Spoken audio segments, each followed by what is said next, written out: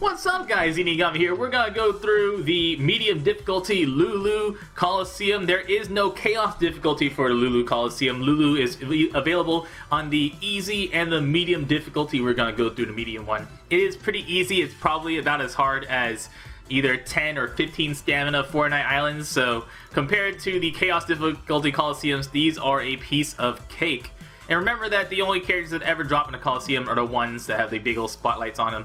So even though you see characters like Pudding and Pacifista and Young Ace here, none of these characters drop. The only one that drops is Lulu from the final stage. Stage number 1 of Lulu Medium Difficulty Coliseum is Pudding. He will preemptively force you to attack only him, so if you try to target someone else, you can't do that. If you have the 1000 Sunny, you can just use a 1000 Sunny special to kill everyone, or we can have lots of fun and do stuff like Nightmare Luffy.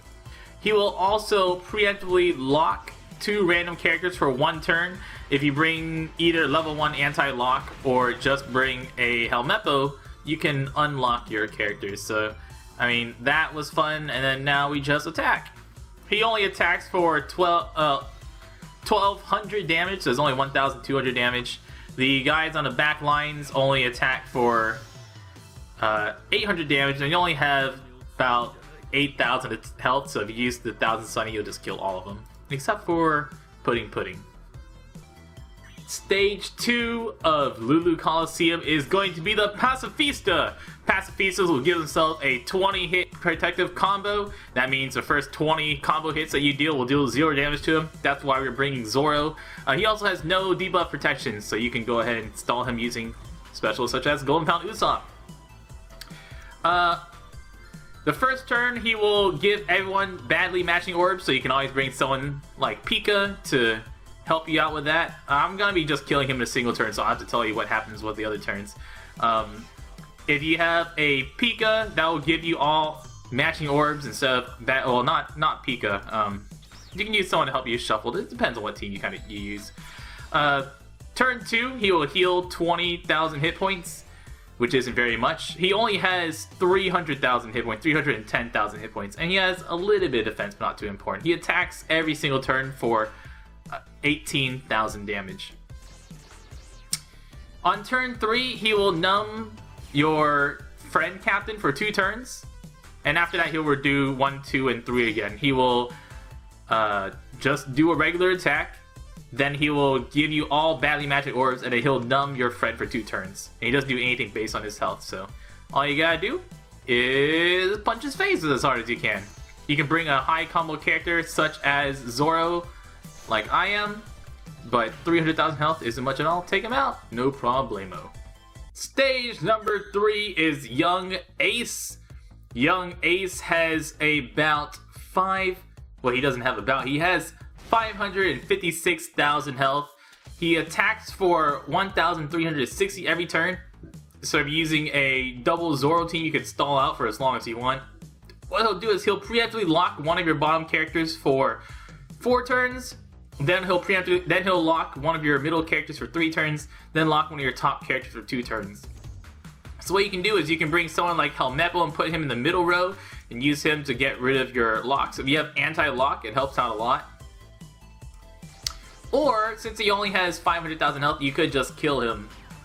That's always an option too. And that's the one that I'm going to go with. Just kill the dude. But if you don't have the damage to kill Ace right away, you can use... you can just stall out until he no longer locks your characters. Because he'll stop locking after that turn too. So he'll lock for 4, then 3, then 2. After that, he just attacks his regular turn until he gets below 20%. When he will lock... lock 3 random people for 5 turns. And finally, we have Lulu himself. Lulu has 700,000 in health, and he will attack every 2 turns for 400,000 damage. 4,000 damage, not 400. That's very different. He will shuffle all your orbs, giving you bother orbs, bomb orbs, G orbs, all sorts of stuff.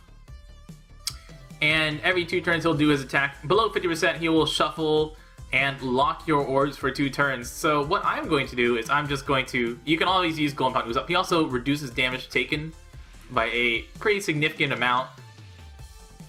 And remember that the rainbow the rainbow shield up there is percent damage reduction. And the reason we're bringing Blackbeard is because that little girl in the back despairs your captains. This is why you don't bring... oh wait, do I have level 1 despair? Oh man. I'm too clever. If you do not bring level 1 despair, what would have happened is that I would have lost half my health and I could have used my Blackbeard damage specialist to reflect all that damage to them, doing tons of damage and killing them all very easily. Unfortunately, I actually have Blackbeard specials. I actually have to spare my Blackbeards. So, don't get despair on your Blackbeards. It's not a good idea. You don't do it. Just don't do it. I know who it is too. I'm pretty sure my Kuma, I picked up some despair sockets. It might actually it might be my Monster Chopper. But either way, he's not too hard to just kill regularly. Like I said, below 50%, he will lock your sockets into whatever they get if he shuffles them. And he doesn't do anything bad under 20%. Double Blackbeard team, you got tons of health anyways, you can take some hits. That's it for the Lulu Coliseum. Lulu is not the best character out there. He's a decent deck slasher. If you need a reminder about what he does, remember there is the character database in the video description. We've got all the stats of all the characters in the Coliseum and everything else. I'm Zigami. Y'all stay beautiful.